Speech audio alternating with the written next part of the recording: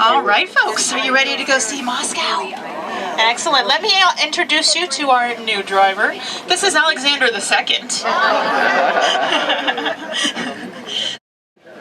Leaving the airport. Oh, this is a much more modern terminal than in St. Petersburg. And that's very good that you have a chance to visit one city and the other city, just because they're very, very different. St. Petersburg So the is airport European where and I beautiful. met you Moscow is one is of the Russian. 5 airports. We have 5 airports and 9 railway stations, because the country is huge. It came to our houses in the 16th century, and even Ivan the Terrible liked this kind of drink. And you know what? We all drank it. And then Peter the Great came into power and he said, no kvass anymore. No one in Europe drank kvass. But right now we are not in Moscow yet. This is Moscow region. Moscow region is the area which is very, very close to Moscow. And that was the place where they were stopped. See how close they were to Moscow. And they marked this place with in such a way, and that was the border. The German fascists have never been to Moscow, though Moscow was bombed a lot during the Second World War. They are all going to their summer cottages. We are in the right direction, don't you think so? Yeah. Okay. Yeah, everyone's headed out of Moscow and So, we're headed in. well, I will tell you something here. We are approaching the bridge.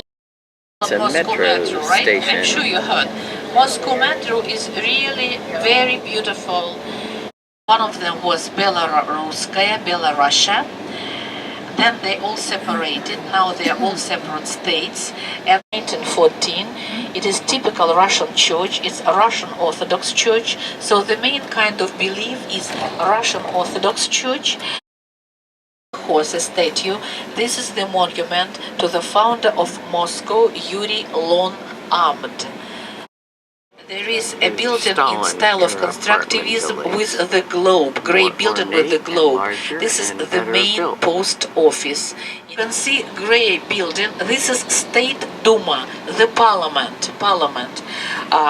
You know Duma? Yes, which makes the laws to the left.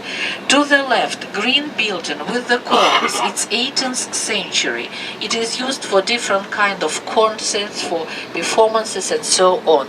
It's the Apollo and 4 horses. This is the Bolshoi Theater.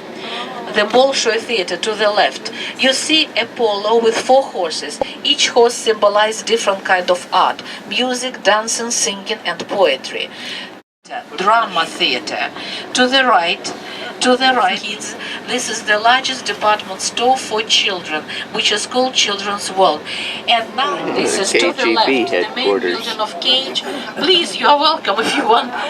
So KGB, yes, okay, which was built at the end of the 19th century, this yellow building, which is beautiful. Can you see straight ahead a building with a spire? Can you see straight at the top? This is the monument to the Russian and Bulgarian warriors who won the victory over Turkey. 19th century church. It is called the Church of All Saints. When you see yellow in color, I mean the golden domes, it's just real gold, because the people said, is it real gold? It is. It's real gold. It's traditionally, all our domes are covered with blue or gold colors because of the last name. Peter the Great was Romanov, Catherine the Great, okay. The first Romanov came into power in 1613. Michael Romanov, Russian Tsar. Chimneys. This is the house of the 17th century. That's how the houses looked like in the 17th century. Here on your left-hand side, you can see bell towers and churches of the 16th, 17th century. To the embassy of the 16th century, original English embassy of the 16th century. To the left, pink church. It's the Church of Saint Barbara. I know that I'm telling to the left, to the right, because I want you to see more. Because, well, I think it's interesting for you. Is it? Yes. Yeah, it's just... Certainly know we're in Moscow now. This is St. Basil's Cathedral.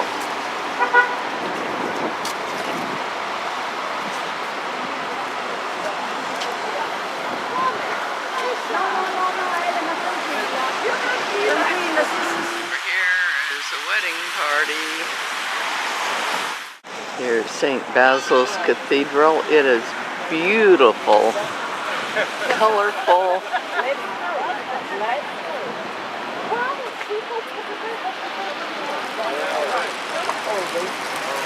Gallery of Artists. When we get off the coach, we'll take the boxes with us, but we're going inside.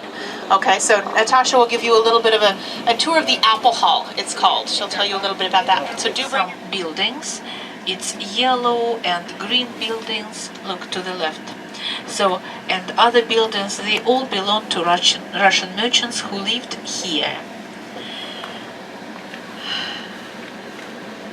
19th century.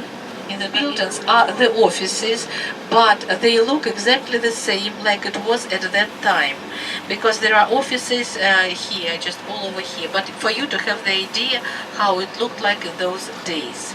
And from here you will see just the cathedral. It's the main Russian Orthodox Church. So we'll visit it inside today, but later, after lunch. To the right, you see, it's like everything which is inside the wall is the Kremlin. So, Kremlin, right? All these buildings, because many people think that Kremlin is only one building, but it is not. It's like there is a big area of 70 acres, 70 acres, right? Because in the old Russian language, the word Kremlin meant fortress. And all our Russian towns started from the fortresses. On your left-hand side, again, you can see Christ the Savior Cathedral. Cathedral will go with you later there. It is the main Russian Orthodox Church, and it is for 10,000 people. In Russian people, we never sit, we always stand. That is why so many people can be there. 10,000 people. I want to show you some of the buildings. When Napoleon came to Moscow in 1812, there were 9,000 buildings. 7,000 were burned. They were burned by the Russians to keep them away from the French.